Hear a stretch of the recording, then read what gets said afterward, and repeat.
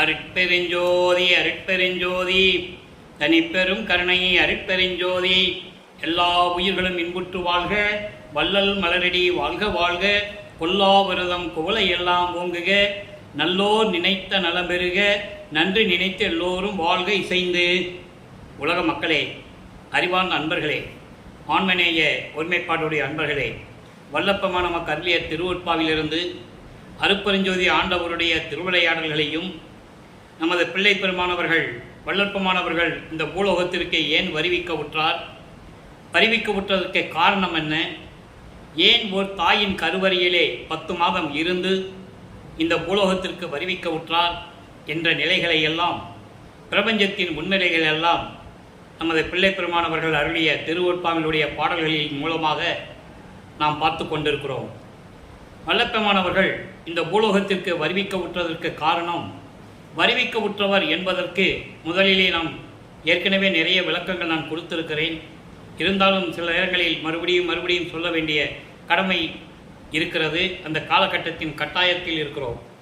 வருவிக்க உற்றார் என்பது, இறைவன் இந்த பூலோகத்தில் ஏதாவது ஒரு காரியம் நடத்த வேண்டுமென்றால், ஏதாவது ஒரு திருவிளையாடல் செய்ய வேண்டுமென்றால், தன் அருளால் ஒரு ஆண்மகனை பெற்றெடுத்து, ஆண்மகனவோ பெண் பிள்ளையாகவோ எந்த பிள்ளையாக இருந்தாலும் சரி, அந்த ஆண்டவன் பெற்றெடுத்து இந்த பூலோகத்திற்கு அனுப்புவார்.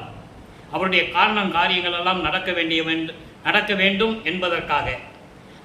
அதே போலதான் நமது பிள்ளை பெருமானவர்கள், நமது வல்லற்பமானவர்கள் சமரச சுத்த சன்மார்க்கத்தை உலக மக்களுக்கு தெரியப்படுத்த வேண்டும் என்பதற்காகவும், உலக மக்களை எல்லாம் சமரச சுத்த சன்மார்க்கத்தில் இணைக்க வேண்டும் என்பதற்காகவும், உலக மக்களெல்லாம் இன்புற்று வாழ வேண்டும், சமரசமாக வாழ வேண்டும், மரணமில்லா பெருவாழ்வில் வாழ வேண்டும் என்பதற்காகவும், இதையெல்லாம் உலக மக்களிடம் சொல்லி உலக மக்களை மேம்படுத்த வேண்டும் என்பதற்காகத்தான் அருட்பெருஞ்சோதி ஆண்டவர் தன் அருளால் ஒரு ஆண்மகனை பெற்றெடுத்து ஒரு தாயின் கருவறையிலே இந்த பூலோகத்திலே இருக்க வைத்து இந்த உலகிற்கு வருவிக்க செய்தார் என்பதை திருவொற்பாவின் பாடலின் மூலமாக நாம் பார்த்து கொண்டிருக்கிறோம். காரணம், ஏன் சமரச சுத்த சன்மார்க்கம் உலக மக்களிடம் சொல்ல வேண்டும் என்ற காரணத்தையும் நாம் விளக்கி சொல்ல வேண்டும்.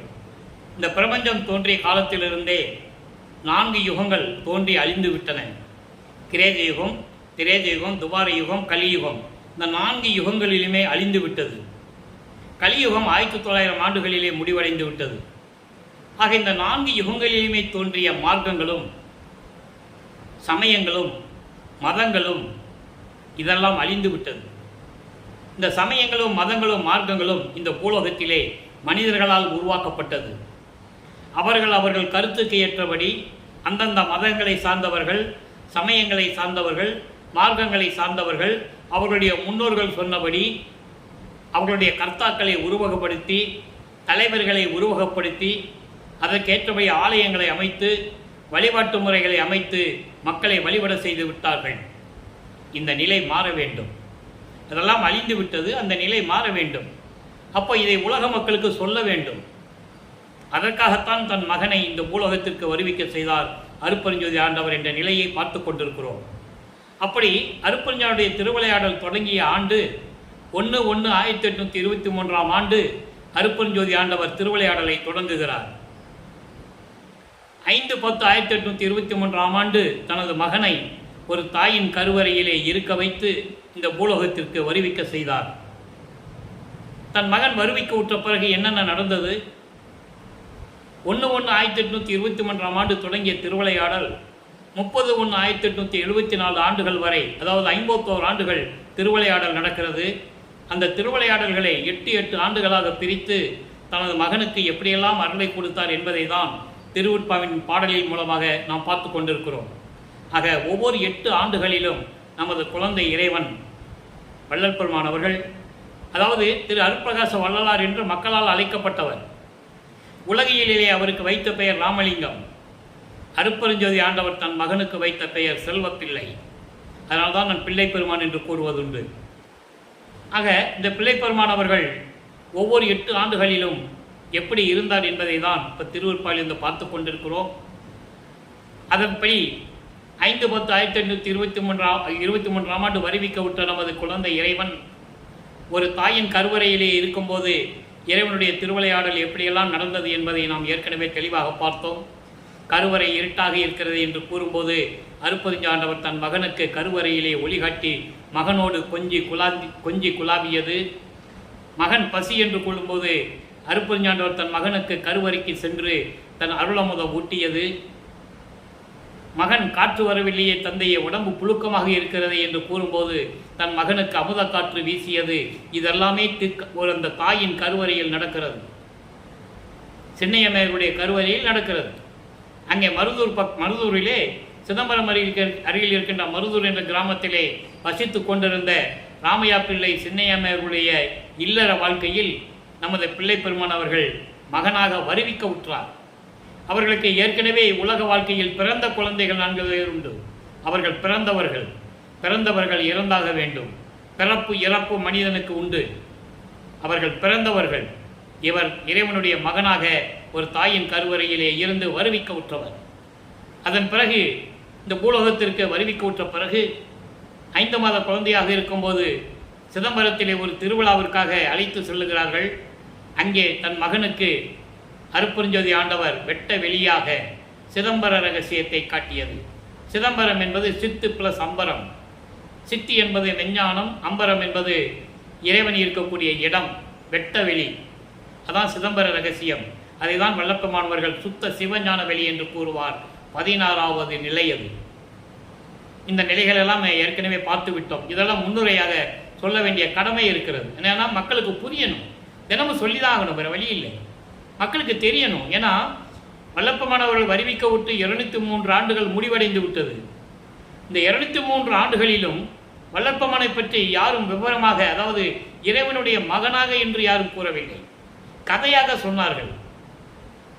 மருதூரில் பிறந்தார், அப்புறம் சென்னைக்கு போனாங்க, சென்னையில் இருந்தார், திருவொற்றியூருக்கு போனார், பிறகு வந்தார் போனார், இப்படி தான் சொன்னாங்க இல்லையா? அது இல்லை. இறைவனுடைய மகன் இந்த பூலோகத்துக்கு வருவிக்க விட்டு அவர் எந்த நிலையில் இருந்தார் என்பதை சொல்ல வேண்டும். அதுதான் திருவற்பயன் பாடல் மூலமாக நாம் பார்த்து கொண்டிருக்கிறோம். அந்த வகையிலே பிள்ளை பெருமானவர்கள் சிதம்பரத்திலே தனது தந்தையினுடைய வெட்டவெளி ரகசியத்தை பார்த்துவிட்ட பிறகு சிதம்பரத்திலே ராமையா பிள்ளை அவர்களும் சின்னையம்மையவர்களும் மருதூரிலே இருக்கும்போது ராமையா பிள்ளை அவர்கள் காலமானார்கள். அந்த அம்மையார் அவர் கணவர் இறந்தவுடனே இந்த 5 குழந்தைகளையும், ஏற்கனவே பிறந்தவர்கள் 4 பேர், இறைவனுடைய மகனாக வருவிக்க உற்றவர் நமது பிள்ளை பெருமானவர்கள், இந்த 5 பேரையும் அழைத்து கொண்டு பொன்னேரி அருகில் இருக்கின்ற சின்ன காவனம் என்ற ஒரு கிராமத்துக்கு செல்லுகிறார்கள். அங்கே சில காரணங்களால் இருக்க முடியவில்லை. சென்னையிலே வந்து குடியேறுகிறார்கள். ஏழுகிணர் பகுதியில் இருக்கின்ற வீரசாமி தெருவிலே குடியேறுகிறார்கள். இப்போ அந்த இடத்துக்கு பேர் வள்ளலார் நகர். நமது குழந்தை இறைவன் வளர்ந்து கொண்டிருக்கிறார். அதாவது முதல் 8 ஆண்டுகளில் என்ன நடந்தது? 51 ஆண்டுகளை 8 பிரிக்கிறார் அருட்பெருஞ்சாண்டவர். 6 8 48. கடைசி 3 வருஷம் தான் அங்கே மேட்டுக்குப்பம் சித்தி விழாவும். அப்போ ஒவ்வொரு 8 ஆண்டுகளிலும் நமது பிள்ளை பெருமாளுடைய நிலை என்ன, எப்படி இருந்தார், அதை முதல்ல உலக மக்களுக்கு சொல்லணும். ஒரு இறைவனுடைய மகனாக வருவிக்க விட்ட பிறகு அவர் எவ்வளவு இன்னல்களையும் துயரங்களையும் துன்பங்களையும் அனுபவித்தார் என்பதை பாடலில் கூறியதை உலக மக்களுக்கு சொல்ல வேண்டும். அந்த வகையிலே நமது பிள்ளை பெருமானவர்கள் வளர்ந்து கொண்டிருக்கிறார். பள்ளியில் சேர வேண்டிய காலம் வந்துவிட்டது. பள்ளியில் கொண்டு சேர்க்கிறார்கள். படிக்க முடியவில்லை அவரால். மனம் நிலையில் இல்லை. காரணம், இறைவனுடைய திருவிளையாடல் நடக்குது. தனது மகன் யாரிடமும் எந்த ஆசிரியரிடமும் இந்த உலகத்திலே கல்வியை கற்கக்கூடாது, படிக்கக்கூடாது. 2வது, தனது மகன் யாரையும் குருவாக ஏற்றுக்கொள்ளக்கூடாது. இந்த நிலையில் தனது மகனை வைத்துக் கொண்டிருக்கிறார் அருட்பெருஞ்சோதி ஆண்டவர். அதனால் படிக்க முடியாதுன்னு சொல்லி வந்துட்டார். அப்போ ஒரு குழந்தைய பள்ளிக்கூடத்தில் சேர்த்து படிக்க முடியாதுன்னு வந்துட்டா அந்த குழந்தைக்கு எவ்வளவு பிரச்சனை இருக்கும் அந்த வீட்டில்ன்றது நமக்கு தெரியும். திட்டுவாங்க, ஏசுவாங்க, ஏளனமாக பேசுவாங்க, சாப்பாடு போடும்போதெல்லாம் திட்டுவாங்க. இப்படியெல்லாம் ஒரு நிலை இருந்து கொண்டிருக்கிறது நமது குழந்தை இறைவனுக்கு. அப்போ அவருடைய மனநிலை எப்படி இருக்கும் என்பதை நீங்கள் யூகித்து கொள்ள வேண்டும். இது 8 ஆண்டுகளில் நடக்கிறது. அடுத்த 8, அதாவது 9வது ஆண்டு. 9வது ஆண்டு தொடக்கத்தில் அருட்பெருஞ்சோதி ஆண்டவர் தன் மகன் முன் எழுந்தருளி, மகனே, தன் மகன் முன் தோன்றி, மகனே, நீ என்னுடைய மூத்த மகன், நீ என் மூத்த மகன், என் குலத்தின் மகன், நீ சில காரியங்கள் இந்த பூலோகத்தில் உன்னால் நடக்க வேண்டியது இருக்கிறது. அதற்கு உனக்கு முன்பருவம் பின்பருவம் காட்டி அருள் செய்வேன். அஞ்சாதே மகனே, ஞானத்தை பெற்றுக்கொள் என்று சொல்லி ஞானத்தை கொடுத்து விட்டு மறைந்து விடுகிறார்.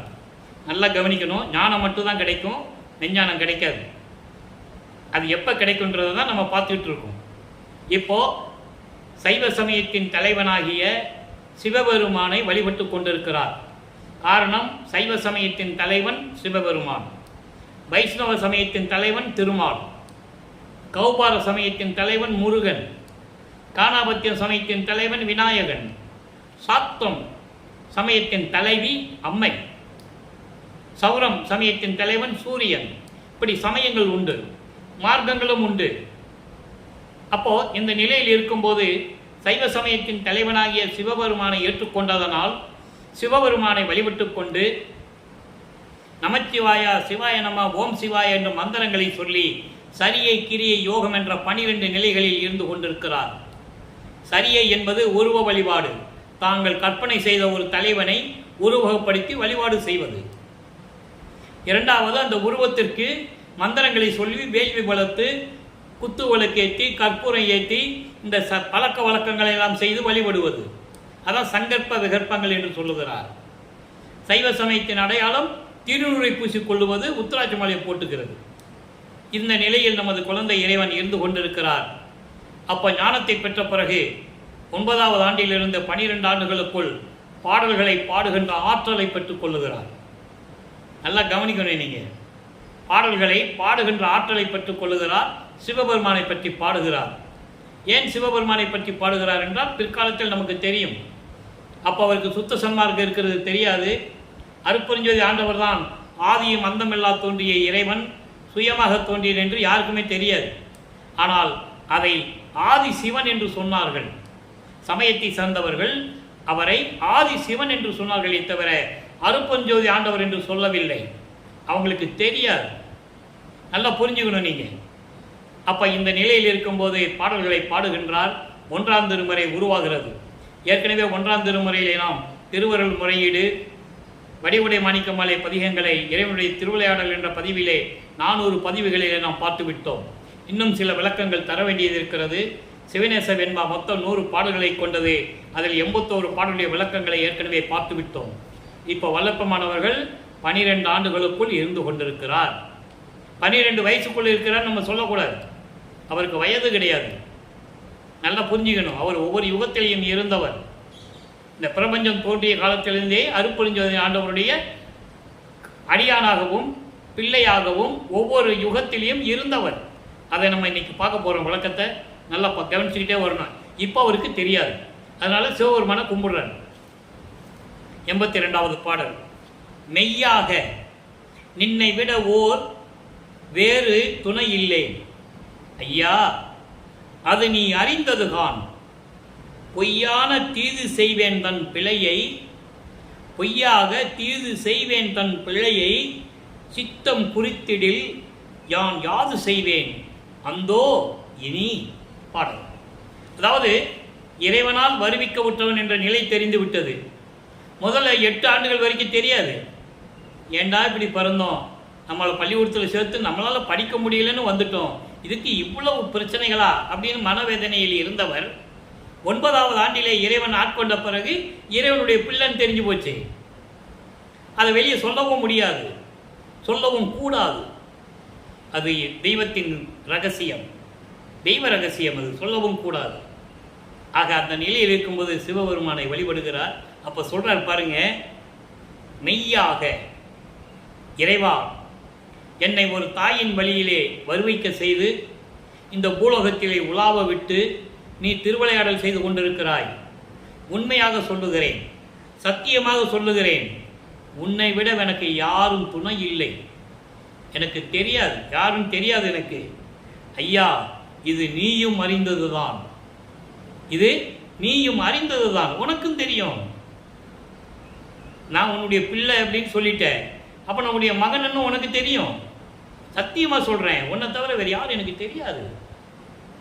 அப்படி இருந்த காலகட்டங்களில் நான் பொய்களையே சொல்லி சுமந்து கொண்டு குற்றங்களை செய்து கொண்டிருந்தவனுடைய என்னுடைய குற்றங்களை எல்லாம் நீ நினைத்து மனதில் வைத்துக்கொண்டு இவன் தவறு செய்கிறான் என்று நீ மனதில் வைத்து கொண்டால் நான் என்ன செய்வேன்? இதை யார்கிட்ட போய் சொல்வேன்? இனி நான் எப்படி இந்த உலகத்தில் வாழுவது? நான் உன் மகன் அல்லவா? விரைவில் வந்து எனக்கு நீ அருள வேண்டாமா என்று இறைவனை பார்த்து கேட்கிறார். இது 12 ஆண்டுகளுக்குள் நடந்து கொண்டிருக்கிறது. நான் ஏற்கனவே கூறியிருக்கிறேன், திருவருட்பா என்பது ஒரே நாளில் எல்லா விஷயங்களையும் சொல்ல முடியாது. அதனால தான் நம்ம பகுதி பகுதியாக பிரித்து ஆரம்ப காலகட்டத்திலிருந்து நம்ம சொல்லி கொண்டிருக்கிறோம். 5 ஆண்டுகளாக திருவருட்பாவினுடைய விளக்கங்களை நான் கூறிக்கொண்டிருக்கிறேன். இந்த விளக்கங்களெல்லாம் இறைவன் கொடுத்ததான் எனக்கு தமிழ் இலக்கண இலக்கியெல்லாம் தெரியாது. ஆக இறைவன் கொடுத்த விளக்கத்தை மக்களோடு பகிர்ந்து கொள்வதில் நான் பெரும் மகிழ்ச்சி அடைகிறேன். இப்போ 13வது ஆண்டு தொடக்கத்தில் ஞானத்தை பெற்ற பிறகு அவர் மனம் அவரை தூண்டுகிறது. திருவொற்றியூருக்கு போ அப்படின்னு தூண்டுகிறது என்று சொல்வதை விட இறைவனுடைய திருவிளையாடல் அங்கே நடக்குது. மனதை தூண்டி விடுகிறார். என் மகனை திருவொற்றியூருக்கு அழைத்து செல் அப்படின்னு சொல்லி தூண்டி விடுகிறார். அங்கே போகிறாரு. 2ஆம் திருமுறை உருவாகிறது. 113 பதிகங்கள், 1207 பாடல்கள். இதுவரை 37 பதிகங்களுடைய விளக்கங்களை முழுமையாக பார்த்துவிட்டோம். அந்த 13 வயதில் நமது குழந்தை இறைவன் ஏழுகணர் பகுதியிலிருந்து திருவொற்றியூருக்கு நடந்து தான் போகணும். கால் வலிக்குதும்பார். போய் சிவபெருமான்கிட்ட சொல்லுவார், நீ மட்டும் உன் பிள்ளைகளை முருகனையும் விநாயகனையும் பார்வதியும் பொண்டாட்டி பிள்ளைகளோட சந்தோஷமா இருந்துகிட்டு இருக்க, ஆனால் என்னை மட்டும் பெத்து போட்டுட்டு இந்த உலகத்துக்கு வர சொல்லிட்டு நீ என்னை தெருவில் விட்டுட்டு போயிட்டியே, கால் வலிக்க நடந்து வந்துட்டு இருக்கனே, 13 ஆண்டுகளோட எனக்கு ஆகலை, பச்சிளம் குழந்தைய இந்த குழந்தையை இப்படியெல்லாம் சித்திரவதை பண்ணுறீங்களான்னு கேட்பார். எந்த விதமான பதிலும் இல்லை. அப்புறம் திருமலை வயலுக்கு போவார். அங்கே போய் மாசிலாமணி உருகி பாடுவார். அதனுடைய இலக்கங்களையெல்லாம் நம்ம பார்த்துட்டோம். அதுக்கு பிறகு திருமலை வயலுக்கு வருவார். ஏன்னா அங்கே போனாலும் அருள் கிடைக்கல, வரமாட்டேன்றான் சிவபெருமான். திருமலை வயலுக்கு போய் கேட்பார். அங்கே தான் சொல்லுவார், பெத்த மகனை தெருவில் விட்டு விட்டான் என்று இந்த உலகம் உன்னை பழி சொல்லாக்கி பேசும், பழி சொல்லும், அது காலாகாதே, விரைவில் வந்து எனக்கு அருளை கொடு என்றெல்லாம் கேட்பார். அப்போ அங்கே சொல்லிட்டு வந்துடுவார், இனிமேல் திருமலை வாயிலுக்கும் திருவள்ளி தயத்துக்கு நான் இனிமேல் வர முடியாதப்பா, என் கால் வலிக்குது, என்னால் முடியல சாமி அப்படின்னு சொல்லிட்டு வந்துடுவார். இப்போது திருவொற்றியூருக்கு தான் நிரந்தரமாக போவார். 38வது பதிகம் நெடுமொழி வஞ்சி என்ற பதிகத்தில் இருக்கின்ற 9வது பாடலை பார்க்குறோம். நெடுமொழி வஞ்சி என்பது இறைவனிடம் மனமுருகி விண்ணப்பம் செய்வதோடு மட்டுமல்லாமல் இந்த மனம் ஒரு நிலையில் இல்லாமல் அலைந்து கொண்டிருக்கிறது. அந்த மனதை கட்டுப்படுத்துகிறார். ஆவேசமாக கடும் சொற்களால் இந்த மனதை கட்டுப்படுத்துகிறார். அதுதான் நெடுமொழி வஞ்சி. இப்போ பாருங்க, இது வரைக்கும் காமம், குரோதம், லோபம், மதம், ஆச்சரியமடைய பிண்ட துரிசுகள், காமம், கோபம், முரண்பாடுகள், வேற்றுமைகள், மோகம், ஆணவம், அகங்காரம், இதனால்தான் மனிதன் நிம்மதியாக வாழ முடியவில்லை. பல துன்பங்களையும் துயரங்களையும் அனுபவித்துக் கொண்டிருக்கிறார்கள் மக்கள். காமத்தினாலும், கோபத்தினாலும், மோகத்தினாலும், ஆணவத்தினாலும், அகங்காரத்தினாலும். அதை எப்படி அடக்க வேண்டும் என்று மனதிடம் சொல்லுகிறார். நல்ல கவனிங்க. கருமையாம் அகங்காரமருக்கு அடங்கா அடவா கடையனே, உன்னை கலந்ததனாலே அருமையாக நாம் பாடினோம், கல்வி அற அறிந்தனம், அருளையும் அடைந்தோம், இருமை இன்பமும் பெற்றனம் என்று என்னை மதித்து நான் இழிவடைந்தனன். மனசுகிட்ட சொல்ற, ஒருமை ஒற்றியூர் சிவன் அருள் வாழால் உன்னை வெட்டுவல் உண்மை என்று உணரே. மனமே, கொடூரனே, கொடியவனே, இருளில் சூழ்ந்து கொண்டு மாயைகளையும் மயக்கங்களையும் என்னிடம் காட்டி அகங்காரத்தோடு இருந்து கொண்டிருக்கின்ற கடையனே, இழிவானவனே, அடங்காப்படரனேன்னு சொல்லுவார். அடங்கா பயலே என்று சொல்லுவார். இங்கே 6ஆம் திருமுறையிலே தத்துவ வெற்றியிலே கூறுவார். ஆக இப்படியெல்லாம் இருக்கின்ற உன்னை நான் உன்னோடு இருப்பதனால்தான் நான் நன்றாக பாடுகிறேன், கல்வி கற்றுக்கொண்டேன், அருளையும் அடைந்தேன், இன்மை மறுமை என்ற இன்பங்களையும் நான் பெற்றேன் என்று பெற்றேன் என்று என்னையே நான் மதித்து கொண்டு இருந்ததனால் நான் இழிவடைந்தேன். இந்த சமுதாயத்தில் இழிவாக பேசப்பட்டேன். இதெல்லாம் முன்னால் நடந்தது என்று நான் நினைத்து கொண்டிருந்தேன். அது தவறு. இது உன்னால் வந்ததல்ல. திருவொற்றியுழைக்கின்ற சிவன் இருக்கிறானே, அவனுடைய அருளால் எனக்கு கிடைத்தது. இனியும் நீ என்னோடு அகங்காரமாக இருந்தே என்றால் நான் உன்னை அவனுடைய அருள் என்னும் வாளால் உன்னை வெட்டி வீழ்த்து விடுவேன். அவன் அருளை பெறப்போகிறேன். அவனுடைய அருள் பெற்றுவிட்டால் அந்த அருளால் உன்னை அழித்து விடுவேன். இது சத்தியம். எனவே நீ மனமே ஒரு நிலையில் இருந்து நீ செயல்படுவாயாக. என்னிடம் உன் செயல், இந்த பழித்தொழில், இந்த எல்லாம் என்னிடம் ஆகாது. உன்னுடைய விளையாட்டெல்லாம் வேறிடத்தில் வைத்துக்கொள், என்னிடம் வைத்துவிடக்கூடாது. அகங்காரமாக இருந்து கொண்டிருக்கிறாய் மனமே, அடங்கி ஒரு நிலையில் நில்லு என்ற முறையிலே இந்த பாடலை நமக்கு அருளியிருக்கிறார்கள். ஏன் இந்த பாடலை உலக மக்களுக்கு அருளினார்கள் என்பதையும் நீங்கள் புரிந்து கொள்ள வேண்டும். வல்லப்பெருமான் அவர்கள் இருந்த காலகட்டங்களில், தோன்றி துணையாக இருந்த காலகட்டங்களில், சென்னையிலே 33 ஆண்டுகள் இருந்த காலகட்டங்களில் எப்படியெல்லாம் சைவ சமயத்தை நாடி இருந்தார் என்ற நிலையை நாம் பார்த்து கொண்டிருக்கிறோம். காரணம், அதில் இருந்து கொண்டுதான் அதில் எந்த விதமான பலனும் இல்லை. சிவபெருமானை விட ஒரு இறைவன் உண்டு, இந்த சமய நிலைகளை விட ஒரு மேல்நிலை உண்டு, இந்த மார்க்கத்தை விட ஒரு சுத்த மார்க்கம் உண்டு என்று உலக மக்களுக்கு சொல்ல வேண்டும். அதற்காகத்தான் தனது மகனை அங்கு இருக்க வைக்கிறார். வல்லப்பெருமான்கள் விரும்பி சிவபெருமானை வழிபட்டதில்லை. வல்லப்பெருமானை விரும்பி திருநூறு பூசியதில்லை. வல்லப்பெருமான்கள் விரும்பி உத்தராட்ச மாலையை போட்டதில்லை. அவர் அந்த காலகட்டத்தில் இருந்ததற்கு காரணம் அவர் இருக்க வேண்டிய காலத்தின் கட்டாயம் என்பதை நீங்கள் புரிந்து கொள்ள வேண்டும். ஏற்கனவே தோன்றிய யுகங்களில், கிரேத யுகத்தில் தோன்றிய கலங்க மார்க்கம் ஒரே சண்டை சச்சரவு, எல்லாத்தையும் கொன்று குவிக்கிறது. அடுத்த திராவக மார்க்கம் காமத்தின் உச்சகட்டம், அடுத்தவன் மனைவியை ஒருத்தவன் அபகரித்து சொல்லுவது, இப்படி சில காரணங்கள் எல்லாம் உண்டு. துவார யுகத்திலே நவநீத மார்க்கம், கிருஷ்ணனுடைய 9 அவதாரங்கள் அங்கதான் நடந்தது துவார யுகத்திலே. அப்ப நவநீத மார்க்கம், அந்த மார்க்கம் அந்த துவார யுகத்திலே முழுவதும் கிருஷ்ணனுடைய ஆதிக்கம். அதனால்தான் நவநீத மார்க்கம். நவநீதன் என்பது 9 அவதாரங்கள் அங்கு நடந்தது. எங்கே? கிரேத யுகத்திலிருந்து 9 அவதாரங்களுடைய முடிவடைய காலகட்டம் துவார யுகம். மச்ச கூர்ம வாமன நரசிம்ம எல்லாம் பரசுராம அங்கே கிரேத யுகம். கிரேத யுகத்தில் ஒரே ஒரு அவதாரம் ராமன். அங்கே 6, இங்கு +1 7. துவார யுகத்தில் 2, கிருஷ்ண பலராம 9. 10வது அவதாரம் எது? அயகிரிவ அவதாரம். அது கலியுகத்தில் முடிஞ்சிருச்சு. ஆனால் யாருக்கும் தெரியாது. அந்த உண்மையை வல்லப்பெருமான் தான் சொல்கிறாரு. அதை நம்ம ஏற்கனவே எல்லா விளக்கங்களையும் பார்த்துட்டோம். அயகிரிவ அவதாரம் பிராணன வாயுவை கழுத்தில் சுற்றி கொண்ட ஒரு அவதாரம், அது அயகிரிவ அவதாரம். ஆக இப்படியெல்லாம் நிலைகள் கொடுத்தது அந்த மார்க்கம், நவநீத மார்க்கம். சென்ற கலியுகத்திலே பஸ்ம மார்க்கம், எல்லாம் பஸ்மாவுக்கு போகிறது தான். ஒன்று நிலையானதே இல்லை. அதெல்லாம் மலிந்து போன மார்க்கங்கள். அதன் பிறகு உருவான தசா மார்க்கம், சர்புத்திர மார்க்கம், சக மார்க்கம், சமய மார்க்கம் சமயக்குறவர்களால் உருவாக்கப்பட்டது. திருநாவுக்கரசர், திருஞான சம்பந்தர், சுந்தரர், மாணிக்கவாசகர் சைவ நெறியை பரப்பிக் கொண்டிருந்தவர்கள். அதன் மார்க்கம் முடிஞ்சது. அதன் பிறகு உலக மக்களுக்கு இந்த கலியுகத்தில் முடிந்த பிறகு சதுர்யுகம் தோன்றுகிறது. சக்தி யுகம், ஒளி யுகம் என்று கூறுவார் பிள்ளை பெருமான் அவர்கள். அப்போ இதில் இருக்கின்ற மக்களுக்கென்று ஒரு மார்க்கம் வேண்டும். மீதி மார்க்கங்களாம் அழிந்து விட்டது என்று தெளிவாக கூறுகிறார். மக்களுக்கு தெரியாது. யாருக்கு சொன்னதானே தெரியும்? தேவையானதை சொல்லலை, மூடி மறைச்சிட்டாங்க. கதைகள் சொன்னார்கள், ஒவ்வொரு யுகத்தில் என்னென்ன நடந்தது என்று சொன்னார்கள். அதான் சொன்னார்கள். அது அழிந்து விட்டது என்று யாரும் சொல்லவில்லை.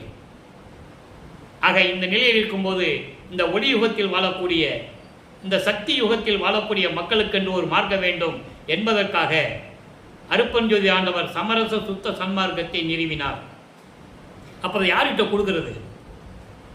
ஏற்கனவே 5 தொழில் செய்து கொண்டிருந்த பிரம்மன், திருமால், ருத்திரன், மகேசன், சதாசிவத்தை கொடுக்க முடியாது. ஏன்னா அவங்கள வச்சு தான் இவ்வளவு நடந்துருச்சு. அவங்க ஆயுள் காலம் முடிஞ்சு போச்சு. ஆயுள் காலம் முடிஞ்சு போச்சு, அருளாட்சி காலம் முடிஞ்சு போச்சு, யுகங்கள் முடிஞ்சு போச்சு. அப்போ இந்த சுத்த சன்மார்க்கத்தை யார்கிட்ட தர்றது? இவரே ஒரு அருளால் ஒரு ஆண்மகனை பெற்றெடுக்கிறார் அருட்பெருஞ்சோதி ஆண்டவர். அந்த மகனுக்கு செல்வப்பிள்ளை என்று பெயர் வைக்கிறார். அந்த மகனைத்தான் பூலோகத்திற்கு அனுப்பி 51 ஆண்டுகள் மக்களோடு மக்களாக உலாவ விட்டு 33 ஆண்டுகள் சென்னையிலே இருக்க வைத்து சமய நிலைகளிலே சார வைத்து சேர வைத்து அதன் பிறகு அது பொய் என்று சொல்ல வைத்து சுத்த சன்மார்க்கத்தை தன் மகனுக்கு அளிக்கிறார். மகனை சுத்த சன்மார்க்கத்தை பெற்றுக்கொள் என்று கொடுக்கிறார். அதனால்தான் இவர் சுத்த சன்மார்க்கத்தை பெற்றேன் என்று கூறுவார். மகனை அங்கே சுத்த சிவஞான வழிக்கு வரவழைத்து அண்டங்களை கடந்து போவார் வல்லற்பமார். இது யாரா மக்களுக்கு சொல்லியிருக்காங்களா? நொடி பொழுதில் அண்டங்களை கடந்து போவார். நினைச்சா இங்கே இருப்பார், இல்லைன்னா அங்கே இருப்பார். சுத்த சிவஞான வெளியில் எப்படி பரவெளி, பரம்பர வெளி, பராபர வெளி, பெருவெளி, பெருசுகவெளி, இந்த வெளிகளை எல்லாம் கடந்து அண்டங்களை எல்லாம் கடந்து தத்துவ நிலைகளை எல்லாம் கடந்து அங்கே போகணும். அங்கே போய் தான் சாகா கல்வியை கற்றுக்கணும் அப்பா கிட்ட. ஆக 33 ஆண்டுகள் சென்னையில் இருக்கிறார். 27வது ஆண்டில் தனக்கோடி அம்மையாருக்கு தாலி கட்டி அந்த அம்மாவுக்கு விமோசனத்தை கொடுக்கிறார். நல்லா கவனிக்கணும்.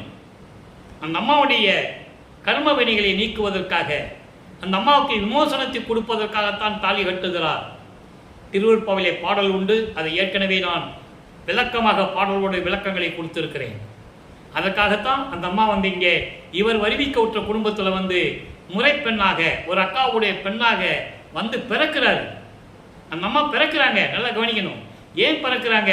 அந்த அம்மா ஆயில் இருக்கிற வரைக்கும் இந்த பூலோகத்தில் இருந்து இந்த உடம்பை இந்த மண்ணில் போட்டு தான் அந்த அம்மா போகணும். இங்கே சமாதாயிட்டு தான் அந்த அம்மா போகணும். அதான் அந்த வினைகளை நீக்குவதற்காகத்தான் பிள்ளைப்பெருமானவர்கள் தாலி கட்டுகிறார் என்பதை நாம் ஏற்கனவே பார்த்து விட்டோம். அங்கே தேவர்கள்லாம் வாழ்த்தியது, அப்பா அம்மா வரலன்னு இவர் ஏங்கியது, அப்புறம் முதல் நாள் இரவில் 2 குதிரை மாட்டின தேரில் போய் மணமக்களை வாழ்த்தியது எல்லாம் நம்ம விளக்கமாக பார்த்துட்டோம். இப்போ சுத்த சன்மார்க்கத்தை பெற்ற பிறகு நமது பிள்ளைப்பெருமானவர்கள் 16 ஆண்டுகள் வரைக்கும் அவருடைய நிலை என்ன என்பதை நம்ம பார்த்துட்டோம். 2:8 பார்த்துருக்கோம். இப்போ நம்ம ஏற்கனவே அருட்பெருஞ்சோதி ஆண்டவருடைய திருவிளையாடலில் நம்ம பகுதி வரைய பார்த்தோம். ஆனால் முழுசாக இன்னும் சொல்ல முடியல. இன்னும் நிறைய விளக்கங்கள் இருக்குது. இறைவன் எனக்கு கொடுத்தது 8 ஆண்டுகள். 8 ஆண்டுகள் பூர்த்தியானதான் நான் விளக்கத்தை சொல்லி முடிக்க முடியும். இது வரைக்கும் 5 ஆண்டுகள் நான் சொல்லியிருக்கேன். நீ 3 ஆண்டுகள் சொல்ல வேண்டியது இருக்கு. அப்போது 16 ஆண்டுகள் வரைக்கும் பிள்ளைப்பெருமானவர்கள் சென்னையில் இருந்த காலகட்டங்களில் அவர் எப்படியெல்லாம் துன்பங்களையும் துயரங்களையும் அனுபவித்துக் கொண்டிருந்தார் என்பதை இறைவனிடம் அருள் பெற முடியவில்லை. இறைவனுடைய மகன் என்று தெரியும், ஆனால் அருளை பெற முடியவில்லை. இந்த நிலையில் இருந்து கொண்டிருக்கும் போது சுத்த சன்மார்க்கத்தை பெற்ற பிறகு சில விளக்கங்களை சொல்ல வேண்டும். ஏன்னா இதோட கனெக்ட் பண்ணி தான் சொல்லணும். சமயத்தில் இருக்கும்போது எப்படி இருந்தார், சுத்த சன்மார்க்கத்து வந்த பிறகு என்ன நடந்தது? ஆரம்ப காலகட்டங்களில் 6ஆம் திருமுறையிலே 25வது பதிகம் அனுபோக நிலையம். அனுபோக நிலையம் என்பது இறைவனுடைய பேரின்பத்தை, பேரின்பம் யார்கிட்ட இருக்கு? இறைவன்கிட்ட இருக்கு. அந்த பேரின்பத்தை இவர் எப்படி சொல்றார் என்பதை பார்க்கிறோம் 9வது பாட்டு. ஏன்னா 2ஆம் திருமுறையில் இருக்கிற பாடலுக்கு 9வது பாட்டுக்கு அது சமயங்களை சார்ந்தது. அங்கே சிவபெருமான் வரும், நமச்சிவாயம் வரும், ஓம் சிவாயமெல்லாம் வரும். இங்கே வராது. இங்கே அருட்பெருஞ்சோதி 1 தான் வரும். அதை நீங்கள் புரிஞ்சுக்கணும். இப்போ 9வது பாடல் நல்லா கவனிங்க. மலப்பகை தவிர்க்கும். அங்கே மனதிடம் சொல்லுவார், எல்லாமே உன்னால நடந்தது நான் நினச்சிக்கிட்டு இருந்தனால என்னால் மேலேற முடியல, வேற நிலைக்கு என்னால் போக முடியல அப்படின்னு மனதிடம் சொல்லுவார். சரியா? இப்போ அதனுடைய நிலை என்ன? மல பகை தவிர்க்கும் தனி பொது மருந்தே. மருந்தேன்னு சொல்றது அருட்பெருஞ்சோதி ஆண்டவரை குறிப்பிடுகிறார். உயிரினங்களின் நோய்களை தீர்க்கக்கூடிய மருந்து போன்ற இறைவன், அதான் மருந்து என்று சொல்லுகிறார். மலப்பகை என்பது மலங்கள், 5 வகையான மலங்கள்: ஆணவம், கண்மம், மாயை, மாமாயை, துரோதை. இந்த 5 மலங்களையும் நீக்கக்கூடிய இறைவன் யாரு? தனி பொது மருந்தே. தனின்னு ஏன் சொல்றாரு? வேற எந்த புராணத்தில் நீங்க பார்த்தீங்கன்னா தனின்னு வார்த்தையே வராது, அருட்பால தான் இருக்கும்.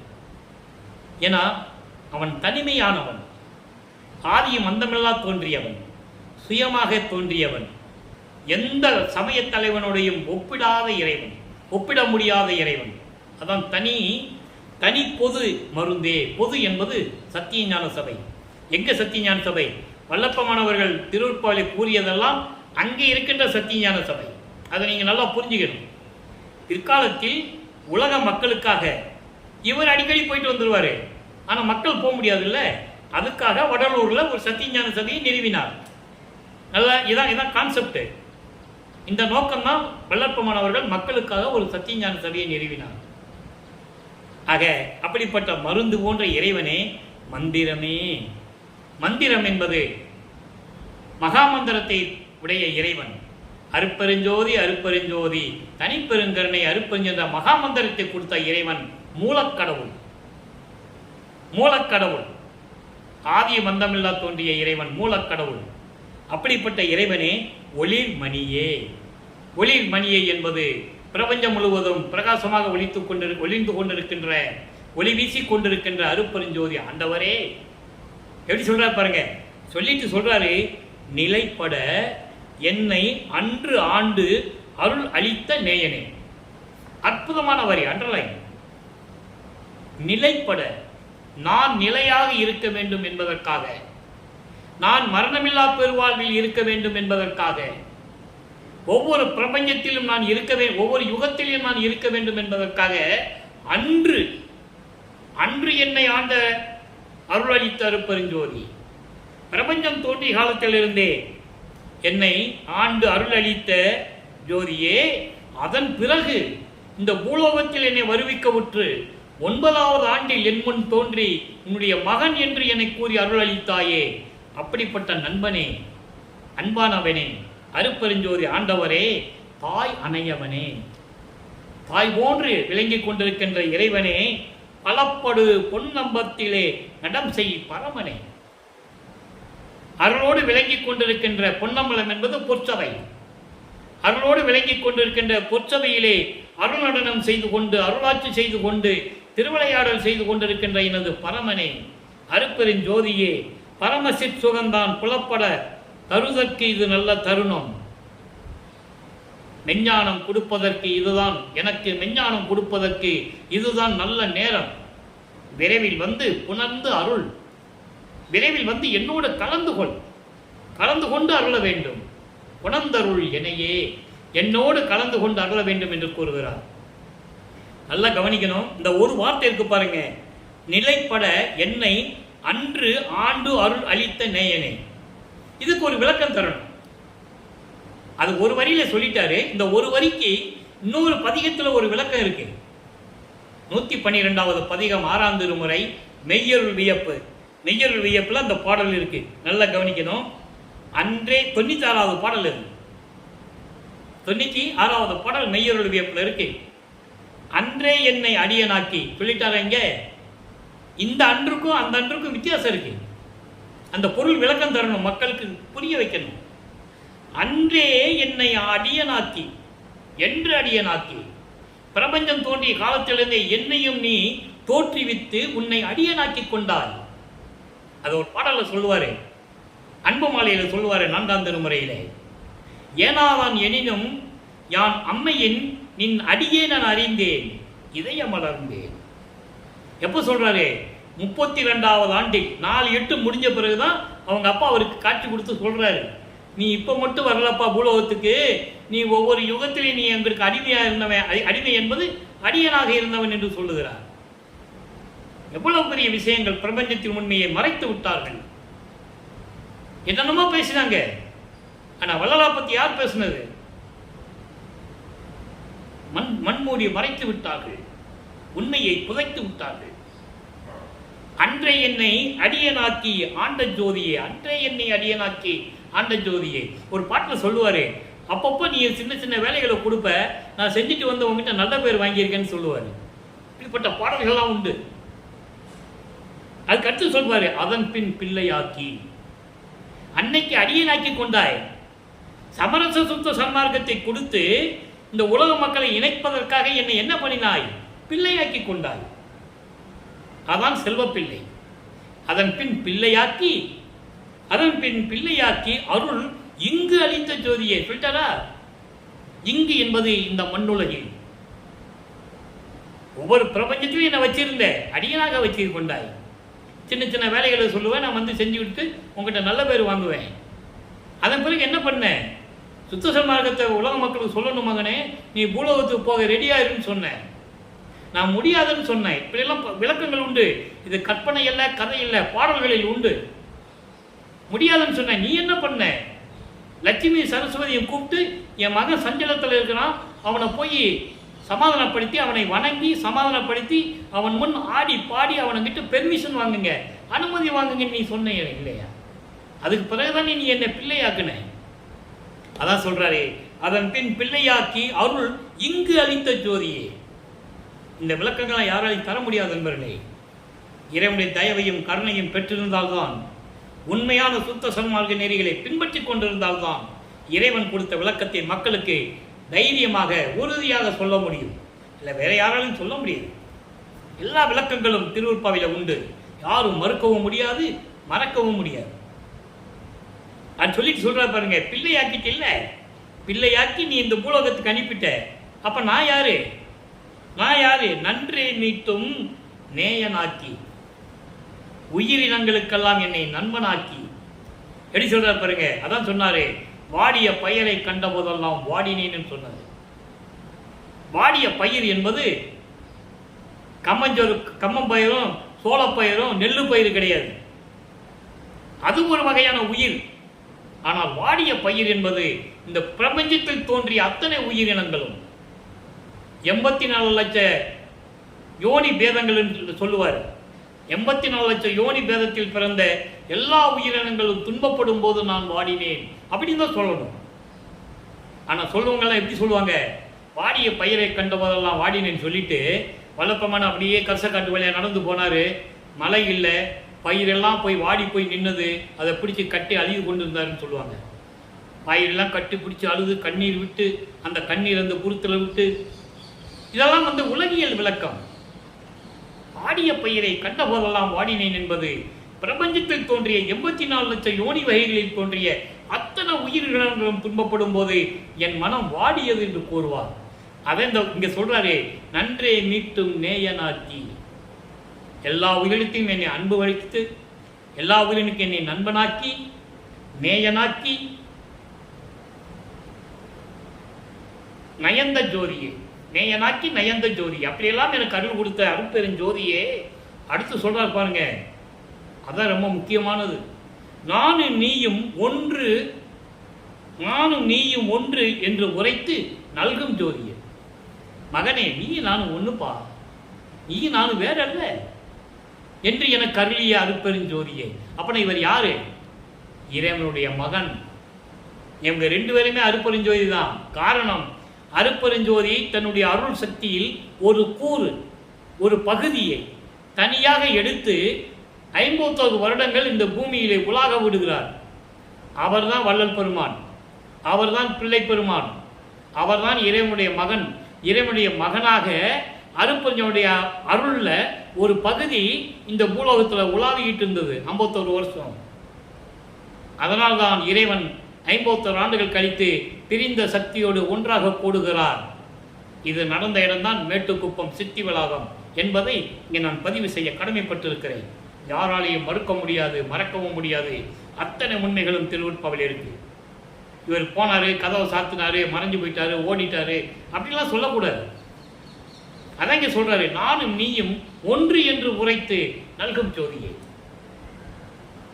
பெற்றேன் என்றும் இரவாமை பேதம் தவிர்ந்தே இறைவன் என்னை உற்றை கலந்தான்.